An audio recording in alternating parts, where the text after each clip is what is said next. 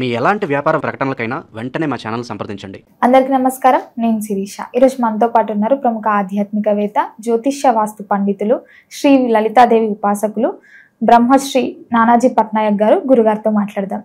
గురుగారు నమస్కారం.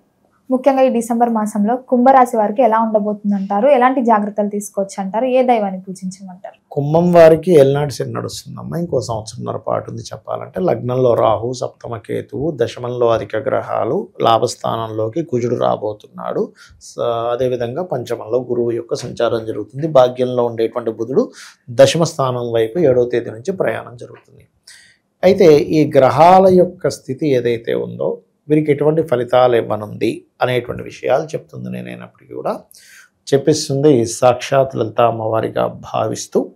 First of all ఏంటంటే ఇక్కడ లగ్న రాహు ఇమాజినేషన్ ఏదో జరుగుతుందేమో, ఏం జరిగితే ఏం చేయాలి అనే ఎక్కువ థాట్ని ఇస్తూ ఉంటుంది రాహు ఎప్పుడు కూడా. కాబట్టి వీళ్ళు సహజంగా కుంభం వారి లక్షణం ఏంటంటే వీళ్ళకి బయట వారి మీద ఏడవడం చేత కాదు. ఏదైనా ఉంటే వీళ్ళు లోపల బాధపడతారు, వదిలేస్తారు. ఎప్పుడు ఎంజాయ్గా ఉండాలి, పక్కవాడిని ఆనందింపజేయాలి, పక్కవాడితో హ్యాపీగా ఉండాలి. మనం వెళ్ళేమంటే పక్క వాళ్ళు ఆనందించాలనే స్వభావం పూర్తిగా ఉంటుంది. ఎంటర్టైన్మెంట్ జోన్లో ఉంటారు ఎప్పుడు వీళ్ళు, ఉన్న దాంట్లో సంతృప్తిగా ఉంటారు. అయితే వీళ్ళకి ఎప్పుడైతే రాహు వచ్చిందో కొన్ని భయం, అమ్మో ఏమవుతుందో, అమ్మో అలా అవుతుంది ఇలా అవుతుంది, ఇట్లాంటివి ఎక్కువ ఉంటుంటాయి. అందుకని వీలైనంత మటుకు దుర్గా ఆరాధన చేయడం మంచిది. ఇక రెండో శని ఉన్నాడుగా కాబట్టి ఏంటి, ఏలినాటి శని నడుస్తుందండి, ఫైనాన్షియల్గా చాలా టైట్ అయిపోతుందండి అని చెప్తూ ఉంటారు. ఒకటే గుర్తుపెట్టుకోవాలి, శని యొక్క ప్రభావం మీకు తగ్గాలి అంటే గోవులకి సేవ చేయడం, గోవులకి బెల్లం తినిపించడం, అమ్మవారి ఆలయాలు లేదా ఆంజనేయ స్వామి ఆలయాలు, సుబ్రహ్మణ్యేశ్వర స్వామి ఆలయాలు, వెంకటేశ్వర స్వామి ఆలయానికి వెళ్ళి అక్కడికి వెళ్ళి ఏదైనా సేవ చేయడం చేస్తూ ఉండాలి. ఫైనాన్షియల్ మ్యాటర్స్లో కుటుంబ సభ్యులతో అనవసరమైన రప్చర్స్ వస్తూ ఉంటాయి, ఇది కొద్దిగా చూసుకోవాలి. ఇక మరొక విషయం ఏంటంటే నైట్ నిద్రపోయే ముందు అనవసరమైన స్వప్నాలు వస్తున్నాయంటే ఉదయం నిద్ర లేచిన వెంటనే చక్కగా గజేంద్ర మోక్షం చదువుకోవడం, లేకపోతే దుర్గాదేవిని లేదా ఓం నమ శివాయ అనేటువంటి మంత్రం చేస్తూ నిద్రపోవడం మంచిది. కొత్త ఉద్యోగ అవకాశాలు అయితే వస్తాయి, ఏమీ టెన్షన్ పడాల్సిన అవసరం లేదు. గృహయోగము, వాహన యోగం కూడా కనబడుతుంది. కాకపోతే ఉద్యోగంలో కాస్త అధిక గ్రహాలు ఉన్నందుకు కొంచెం స్ట్రెస్ అనేటువంటిది ఎక్కువగా ఉంటూ ఉంటుంది.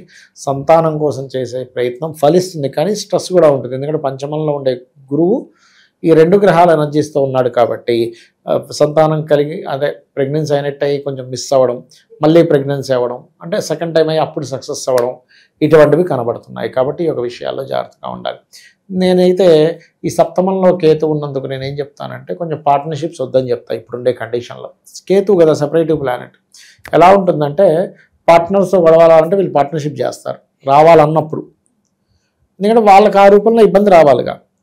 అలాగే సప్తమంలో కేతు ఉన్నప్పుడు గవర్నమెంట్ ఎంప్లాయీస్ లేనట్లయితే మీకు ఆధ్యాత్మిక రంగాల్లో ఉండేటువంటి వారితో వివాహ సంబంధాలు ఓకే, కానీ నార్మల్గా అయితే వివాహ సంబంధించిన విషయాల్లో కూడా వద్దని చెప్పి. ఇప్పుడు శ్రీమూర్తి జాతకం అనుకోండి, కుంభలగ్నం ఏదో, ఇప్పుడు అవతల వచ్చేటువంటి పర్సను ఉదాహరణకి పౌరహిత్యంలోనే ఉన్నాడు అనుకోండి, అప్పుడు సరిపోతుంది.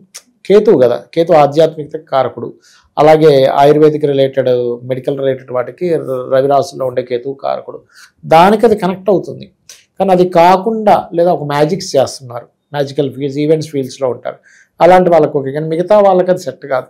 కాబట్టి నన్ను అడిగితే ఇంకొక సంవత్సరం వరకు ఉంటాడు కేతు అక్కడ. కాబట్టి ఇంక తప్పనిసరి చేసుకుంటే మాత్రం గణపతి హోమము, గణపతి ఆరాధన చేసుకుని ముందుకు వెళ్ళండి. కానీ అదర్వైజ్ ఈ 1 ఇయర్ పాటు వీళ్ళు కొంచెం ఈ వివాహ సంబంధించిన విషయంలో జాగ్రత్తగా ఉండడమే మంచిది చెప్పాలంటే.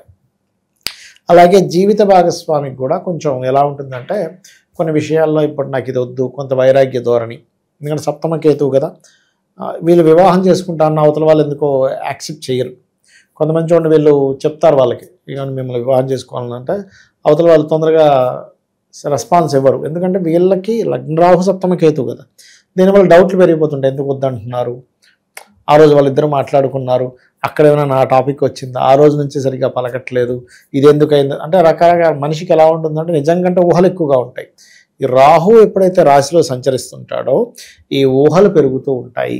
ఈ ఊహా సంబంధించినటువంటి విషయంలో తొందరపాటు పడి చేయకూడదు అనేటువంటి విషయాన్ని గుర్తుపెట్టుకోవాలి. ఇక అదేవిధంగా మరి ఏమండి ఆల్రెడీ వివాహం అయిపోయింది, కాకపోతే సప్తమ స్థానం అంటే జీవిత భాగస్వామితో ఎప్పుడు ఏదో ఎడబాటు ఉంటుంది అనుకునేటువంటి వారు చక్కగా వీళ్ళు ఓం శివకామేశ్వరాంకస్త శివాస్వాధీన వల్లభాయే నమః అనే మంత్రం చేసుకోవడము. కాస్త ఏలినాడ్స్ అని ప్రభావం ఎక్కువగా ఉందండి, మాకు ఈ ఫైనాన్షియల్గా బాగా ఇబ్బంది అవుతుంది అనుకునేటువంటి వారు ఓం అనాకలిత సాదృశ్య చుబుకశ్రీ విరాజితాయే నమః, లేదు ఫైనాన్సే పర్టికులర్గా నాకు కావాలనుకుంటే కనుక ఓం ధర్మాధ్యక్ష ధనాధ్యక్ష ధనధాన్య వివర్ధినే నమః. అయితే కుంభం వారికి ఎప్పుడు కూడా ఫైనాన్షియల్ అనేటువంటిది నేర్పడం ద్వారా బాగా వస్తూ ఉంటుంది. అంటే ఎవరికైనా టీచింగ్ ట్రైనింగ్ ఇవ్వడం ఇటువంటి వాటి మూలంగా బాగా కలిసి వస్తుంది చెప్పాలంటే అది. ఇక వీళ్ళు ఎక్కువగా విష్ణు సహస్రనామాలు చదువుకోవడము, దక్షిణామూర్తి యొక్క ఆరాధన చేయడం అనేటువంటిది మంచిది వీరికి చెప్పాలంటే. గురుగారు, ఇంతవరకు మనము గోచార జాతకాల గురించి చెప్తున్నారు. సో వ్యక్తిగతంగా మన జాతకాలని ఎలా తెలియజేస్తారు గురుగారు? ఏం లేదమ్మా, ఫస్ట్ ఆఫ్ ఆల్ గోచార ఫలితం ఈజ్ ఇప్పుడు మార్కెట్ ఎట్లా ఉంది, బయట వాతావరణం ఎలా ఉంది అలాంటిది. పర్సనల్ చార్ట్ ఈజ్ మనము కంప్లీట్గా ఈ జీవుడు. ఇప్పుడు ఎగ్జాంపుల్ ఇక్కడ నుంచి నేను ఒక అమీర్పేట వెళ్ళాలి, ఆటోలో వెళ్ళొచ్చు, కారులో వెళ్ళొచ్చు, మెట్రోలో వెళ్ళొచ్చు, ట్రైన్లో వెళ్ళచ్చు, ఉదాహరణ చెప్తున్నా. రకరకాల మార్గాల ద్వారా వెళ్తా, బైక్ మీద వెళ్తా. అసలు నేననేవాడిని శక్తి లేదు, నాకు జ్వరం వచ్చింది, ఎలా వెళ్తా? మన నీరసంగా ఉంది, నేను వెళ్ళలేనంట. అంటే ఇన్ని ఉన్నాయి. కానీ అదే గోచారంలో ఇప్పుడు క్యాబులు బంద్ అయ్యాయి, ఆటో ఆప్షన్ ఉంటుంది, ఆటోలు కూడా తిరగట్లేదు, ఫ్రెండ్ బైక్ వేసుకొని వెళ్ళొచ్చు, నా బైక్ ఉంటే వెళ్ళొచ్చు, అవునా? అంటే ఏదో ఇంకొక ఆప్షన్లో మనం వెళ్తాం, గోచారం సరిగ్గా ఉండాలి. కానీ మనమే సరిగ్గా లేకపోతే అసలు ప్రయాణమే జరగదు. అలాగే పర్సనల్ చార్ట్ ఈజ్ మనం పుట్టినప్పుడు ఏ గ్రహాలు అయితే ఎక్కడెక్కడ ఉన్నాయి, మనం పుట్టినప్పుడు ఉండేటువంటి లగ్నం ఏమిటి, నక్షత్రం ఏమిటి, దశలేం నడుస్తున్నాయి, ఎటువంటి యోగాలతో జన్మించాము, ఇవన్నీ ఎలా జరుగుతాయంటే పూర్వజన్మల్లో మనం చేసుకున్న కర్మ ఆధారంగా ఇవన్నీ ఏర్పడతాయి. అంటే మనం మంచి రాయల్గా ఉంటాయి ఇంట్లో, మంచి తల్లిదండ్రులు, మంచి వాళ్ళతో పుట్టామంటే లగ్నం బాగుందని అర్థం. మంచి సంపాదన, కొంతమంది చోటు పెద్దగా చదవకపోయినా బాగా సంపాదిస్తారు, లక్షల కోట్లు సంపాదించేస్తున్నాడు. తీరా చూస్తే 7వ తరగతి చదువుకున్నాడు. నేను చూసే ఒక జాతకం 3వ తరగతి చదువుకున్నాడు, ఆయన సంతకం కూడా పెట్టరని రాజు, నెలకు ₹1,00,00,000 సంపాదిస్తున్నాడు. ఎట్లాగా అంటే అంతే ధనయోగం ఉంది, సంతకం కూడా పెట్టండి రాదు ఆయనకి, పెద్ద ఏజెన్సీ నడిపేస్తున్నాడు. ఏం చేస్తాం అంతే. అంటే అతనికి టీము అంత అలా కుదిరారు. అలా ఏంటంటే ధనయోగాలు బాగుంటే, ఇక్కడ ధనయోగాలు బాగుండడం ఒక ఎత్తు, ఎందులో ధనయోగం ఉందో తెలుసుకోవడం ఒక ఎత్తు. మన పర్సనల్ చార్ట్లో అసలు మీకు ధనయోగం ఎందులో ఉందో తెలుసుకుంటే మీరు తత్ సంబంధించినటువంటి ఎడ్యుకేషను, తత్ సంబంధించిన వ్యాపారం చేస్తే ఆటోమేటిక్ కలిసి వస్తుంది. ఇక మనం ఎప్పుడు మనకి డబ్బులు ఇబ్బంది వస్తుందంటే మనకి కలిసి రాని దాంట్లో మనం వేలు పెడతాము, అది మీకు కలిసి రాదు. ఎలా వస్తుంది? ఇప్పుడు భూమి లోపల ఇక్కడ వాటర్ పడతాయి అంటే అక్కడే తవ్వాలి, ఇంకో దగ్గర తవ్వితే ఏమవుతుంది? శ్రమ, ధనం వేస్ట్, శ్రమ వేస్ట్. ఎలాగో ఇది కూడా అంతే. అలాగే కొంతమందికి అన్నదమ్ములతో గొడవలు ఉంటాయి. ఎందుకు ఉంటాయి అంటే మీరు పూర్వజన్మలో చేసిన అన్నదమ్ములతో నక్కచెల్లెలతో చేసిన గొడవలు ఈ జన్మలో కర్మ రూపంలో వస్తుంది. అలాగే ఏం చదువుకోవాలి, అసలు ఏ దిశలో మీరు ఇల్లు కట్టుకుంటే మంచిది, ఆల్ డైరెక్షన్స్ ఈజ్ గుడ్. కానీ ప్రతి ఒక్కరికి ఒక డైరెక్షన్ మీకు అద్భుతమైన యోగాన్ని ఇస్తుందని ఉంటుంది, అది తెలుసుకోగలరు, అది పర్సనల్ చార్ట్లో తెలుస్తుంది. అలాగే సంతానం అభివృద్ధి అవ్వాలంటే ఏం చేయాలి, సంతానం ఎందుకు లేట్ అవుతున్నారు, ఎలాంటి సంతానం పొందుతారో మీరు ఇప్పటికిప్పుడు జాతకం ఇస్తే ఎవరిదైనా, నాకు తెలియదు, మీ ఫోన్లో ఏదో ఒక నెంబర్ ర్యాండమ్గా తీసుకోండి. ఇప్పుడు మీరు ఫోన్ ఓపెన్ చేసి ఆయన్ని ఒక ర్యాండమ్గా కొట్టమంటే కొడితే వాళ్ళ సంతానం గురించి ఇప్పుడు చెప్పచ్చు. ఎలా ఉంటారు, అమాయకంగా ఉంటారా, లేకపోతే స్పిరిచువల్గా ఉంటారా, అగ్రెసివ్గా ఉంటారా, ఫ్యామిలీని వదిలిపెట్టి ఉండడానికి ఇష్టపడతారా, ఫ్యామిలీతో ఉండడానికి ఇష్టపడతారా, అన్నీ తెలుస్తాయి. అట్లా సంతాన అభివృద్ధికి ఏం చేయాలి, అసలు ఎప్పుడు వివాహం చేసుకుంటే మంచిది. ఇప్పుడు చాలామంది మ్యారేజ్ మ్యాచింగ్స్ చూసామండి కానీ డివోర్స్లు అయిపోతున్నాయి అంటాం కదా. కారణం ఏమిటి అంటే వాళ్ళు కేవలం మ్యాచింగ్స్ చూస్తారు, కానీ వాళ్ళకి సరైన సమయమా కాదో చూడరు. This is right time or not. ఇప్పుడు IAS exams, IPS, civils exams start అయింది, నేను వెళ్ళిపోయి రాస్తానంటే ఎట్లా? నేను ఫస్ట్ ప్రిపేర్ అవ్వాలిగా. నేను ప్రిపేర్ అవ్వకుండా వెళ్ళిపోయి రాసేసి నేను ఫెయిల్ అయ్యాను, ఇదంతా చీటింగు, అసలు వాడు ఏం దిద్దుతున్నాడు ఏంటో అంటే నేను ఫస్ట్ ప్రిపేర్ అయ్యి వెళ్ళాలా. అట్లాగే వీళ్ళకి వివాహ యోగం నడుస్తున్న సమయంలో వెళ్ళరు, చేసుకోరు.